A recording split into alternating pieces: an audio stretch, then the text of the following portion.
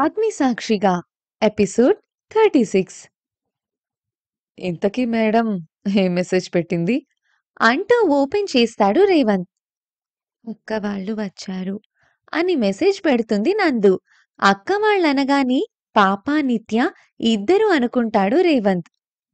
Okay, పాపతో మీ అక్కతో enjoy చేయి, నాకు కొంచెం మీటింగ్స్ ఉన్నాయి, సాయంత్రం కుదిరితే తొందరగా వస్తాను అని మెసేజ్ పెడతాడు.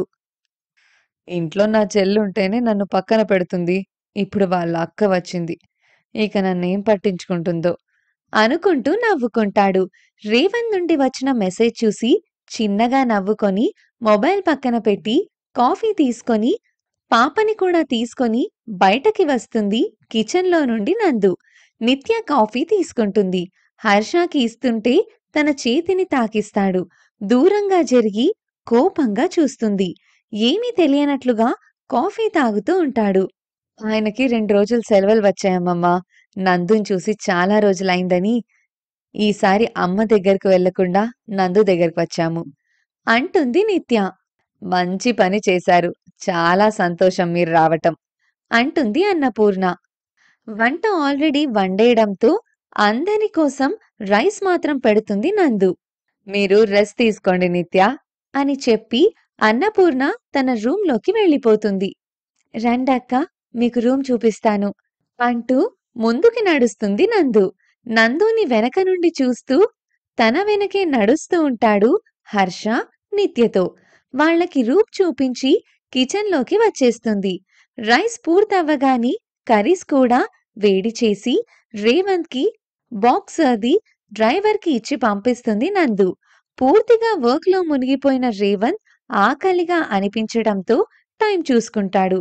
ఓహ్, అప్పుడే లంచ్ టైం అయిందా అనుకుంటూ ఈరోజు బాక్స్ రాలేదేమో, వాళ్ళక్క వాళ్ళు వచ్చారు కదా అనుకుంటూ ఆర్డర్ చేసుకుందామని మొబైల్ చేతిలోకి తీసుకుంటాడు. ఇంతలో డోర్ కొట్టిన శబ్దం రావడంతో కమెన్ అంటాడు.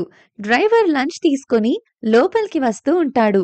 ఆ బాక్స్ చూడగాని ఎంతమంది వచ్చినా మిమ్మల్ని మర్చిపోను అని నందు చెప్పినట్లుగా అనిపించి రేవంత్ పెదవులు చిరునవ్వుతో విచ్చుకుంటాయి. డ్రైవర్ వడ్డిస్తాడు. నందు వంట సూపర్గా చేస్తుంది కనుక హ్యాపీగా తినడం మొదలు పెడతాడు రేవంత్. వండిన వంటల్లో నందు ప్రేమ కనిపిస్తుంటే ఇష్టంగా చేస్తే ఇలానే ఉంటుందేమో అనుకుంటూ తృప్తిగా తినడం కంప్లీట్ చేస్తాడు రేవంత్. డ్రైవర్ మరలా లంచ్ బ్యాగ్ తీసుకొని తిరిగి వెళ్ళిపోతాడు.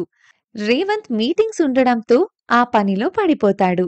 అన్నీ డైనింగ్ టేబుల్ మీద సర్ది అందరినీ భోజనానికి పిలుస్తుంది నందు. అందరికీ వడ్డించి పాపకి తను తినిపిస్తూ ఉంటుంది నందు. పాపకి తినిపించడం అయిపోయేసరికి నిత్య వాళ్ళది కూడా తినడం అయిపోతుంది. అన్నపూర్ణ హాల్లో హర్షతో మాట్లాడుతూ ఉంటుంది. పాప కూడా హాల్లోనే ఆడుకుంటూ ఉంటుంది. నందు తింటూ ఉంటే నిత్య ఆమె దగ్గరే కూర్చొని ఉంటుంది. ఎలా ఉంది నీ కొత్త కాపురం?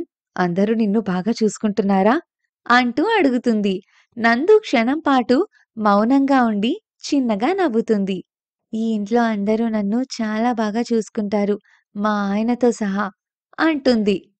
పోనీలే, అంత హడావిడిగా జరిగిన పెళ్లి ఎలా చూసుకుంటారో అని బెంగపడ్డాను. ఇప్పుడు నా మనసుకు ప్రశాంతంగా ఉంది అంటుంది నిత్య. కొద్దిసేపటికి నందు తినడం పూర్తి చేయగాని నిత్య కూడా తనకి సర్దడంలో హెల్ప్ చేస్తుంది. ఎవరి రూంలోకి వాళ్ళు వెళ్ళిపోతారు రెస్ట్ తీసుకోవడానికి. కొద్దిసేపు అందరూ పడుకుంటారు. కానీ నందుకి మాత్రం కంటి మీద కొనుకు రాదు. హర్ష ఉన్నంత వరకు భయంగానే ఉంటుంది. కొద్దిసేపు అలాగి ఆలోచనల్లో గడిపివేసి ఇక టైం చూసుకొని బయటకి వస్తుంది. ఇంకా ఎవరు రూమ్స్ నుండి బయటకి రారు.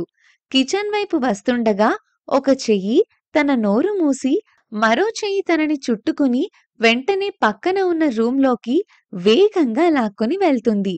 అది ఎవరి చెయ్యో తెలుసుకోవడానికి ఎక్కువ సమయం పట్టలేదు నందుకి.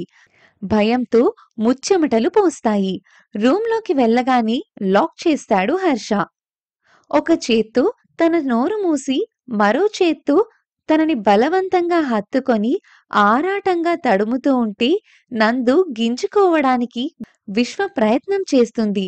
దాంతో కోపం వచ్చిన హర్ష నందు జుట్టు పట్టుకుంటాడు. ఏంటి తెగ గింజుకుంటున్నావు?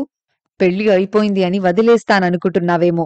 ఎప్పటికైనా నిన్ను వదిలిపెట్టను. నిన్ను టచ్ చేసి చాలా రోజులైందే. అందుకే సెలవు పెట్టి మరీ వచ్చాను. కానీ మీ అక్కకి మాత్రం సెలవులిచ్చారని చెప్పాను. ఖచ్చితంగా నిన్ను తొందరలోనే సొంతం చేసుకుంటాను. అది చెప్పి వెళ్దామనే వచ్చాను. ఇప్పుడు వదిలేస్తున్నాను. కానీ నిన్ను వదిలేదే లేదు. గుర్తుపెట్టుకో అంటూ మరోసారి బలవంతంగా హత్తుకొని తనని వదిలేసి అక్కడ్నుండి బయటకి వెళ్ళిపోతాడు. నందు కింద కూర్చొని మోకాళ్ళ మధ్యన తల పెట్టుకొని గట్టిగా ఏడ్చేస్తుంది. ఏం చేసినా వీడి బాధ నాకు వదలడం లేదు. నోరు తెరిసి చెప్పలేకపోతున్నాను అనుకుంటూ చాలాసేపు అలానే ఏడ్చి తిరిగి తన రూంలోకి వెళ్ళి మరలా స్నానం చేసి వస్తుంది హర్ష స్పర్శని భరించలేక. తరువాత మామూలుగా కిందకి వచ్చి టీ, స్నాక్స్ రెడీ చేస్తుంది. హర్ష ఇంకా రూంలోనే ఉండడంతో నిత్య వాళ్ళకి అందిస్తుంది వాటిని. ఏంటి కళ్ళెర్రగా ఉన్నాయి? అంటూ అడుగుతుంది అన్నపూర్ణ.